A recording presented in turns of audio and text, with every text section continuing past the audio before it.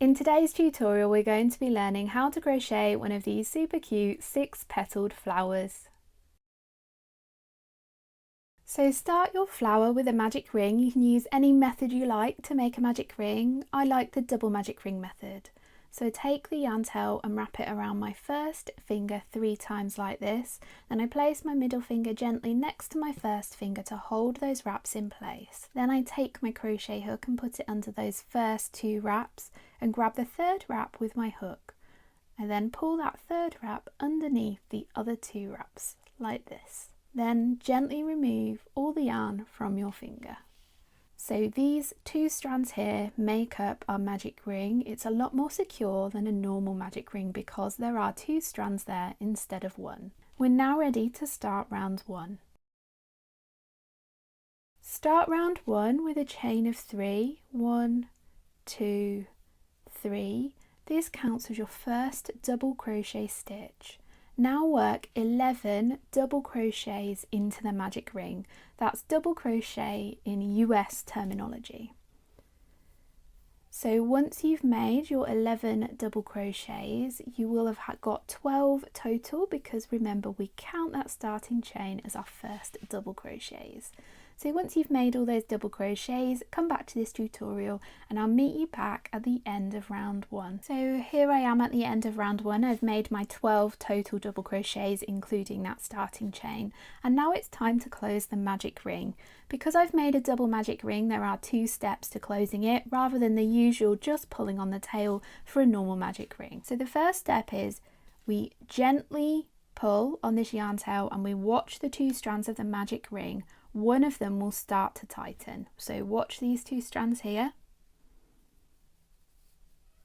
So this strand is the one that started to tighten. So I'm going to grab that one that started to tighten and I'm going to hold my stitches near where I made that starting chain and pull on it. And what that will do is that will tighten that second strand of the magic ring. If you don't do this, you end up with an ugly baggy loop. So now I've pulled on that strand and closed my magic ring. To get rid of that final loop, grab your yarn tail and pull it.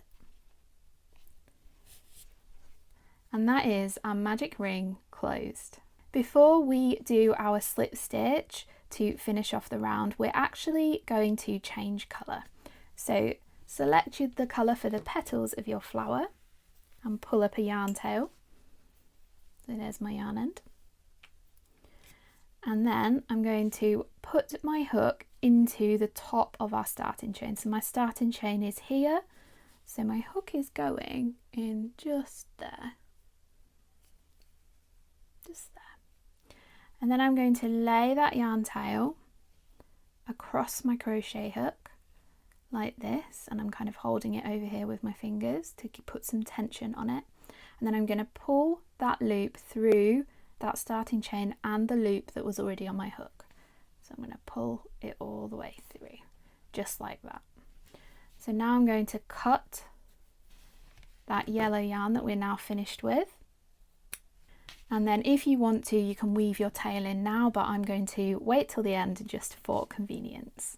So now we're ready to start round 2. Start round 2 with a chain of 4. This doesn't count as any stitches, it's just part of the petal of the flower. In the next stitch, we're going to make a stitch called a 3 treble crochet cluster. Don't worry if you've not made it before, it's quite easy and I'll take you through it step by step. So yarn over twice, then put your hook into the next stitch. Yarn over and pull up a loop. You should now have 4 loops on your hook. Yarn over and pull through 2, yarn over and pull through 2 and stop. So what we've made here is a partial treble crochet. So we've made a treble crochet stitch, that's treble crochet in US terms, so a treble crochet stitch, but I've not done the final yarn over and pull through. That's because to make a cluster stitch we make multiple partial stitches into the same stitch and then we join them all together at the top. So we're going to make 2 more partial treble stitches into the same stitch. So work it with me. Yarn over twice, put your hook into the same stitch, yarn over and pull up a loop. You should now have 5 loops on your hook. Yarn over and pull through 2, yarn over and pull through 2. Nearly pulled through 3 there. So I've now made 2 partial treble crochet stitches. I'm going to do one more, so yarn over twice, put your hook into the same stitch, yarn over and pull up a loop, yarn over and pull through 2, yarn over and pull through 2. So you should now have 1, 2, 3, 4 loops on your hook, and you should have made 1, 2, 3 partial treble crochets. To finish off the 3 treble crochet cluster, yarn over and pull through all 4 loops on your hook. Now if you're a beginner and you've never made a cluster stitch before, well done, it's a fairly tricky stitch for a beginner. I am going to show you it one more time in this tutorial, so don't worry. Now to finish off this petal, make a chain of 4, 1, 2, 3, 4, and then make a slip stitch in the next stitch. So there is our first petal made of our 6 petaled flowers. So we're going to repeat that around to make 6 petals, and I'll stay with you for one more petal. So make a chain of 4, 1, 2, 3, 4. Then make a 3 treble crochet cluster in the next stitch. So yarn over twice, put your hook into the next stitch, yarn over and pull up a loop, yarn over and pull through 2, yarn over and pull through 2, and again yarn over twice, put your hook in the same stitch, yarn over and pull up a loop, yarn over and pull through 2, yarn over and pull through 2, and again yarn over twice, put your hook in the next stitch, yarn over and pull up a loop, yarn over, pull through 2, yarn over, pull through 2. You should now have 4 loops on your hook and have made 3 partial treble crochets in the next stitch. Finish off that cluster stitch, yarn over and pull through all 4 loops on your hook. Now chain 4, 1, 2, 3, 4, and then slip stitch into the next stitch. So repeat that around until you've made 6 petals total, and I'll meet you back at the end of the round and I'll show you a trick for fastening off.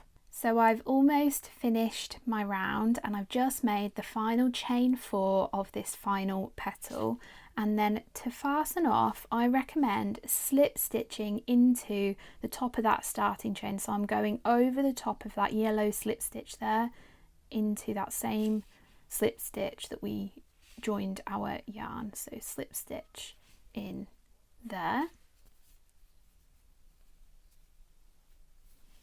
and then cut your yarn tail, and then use your hook to pull that tail through that slip stitch.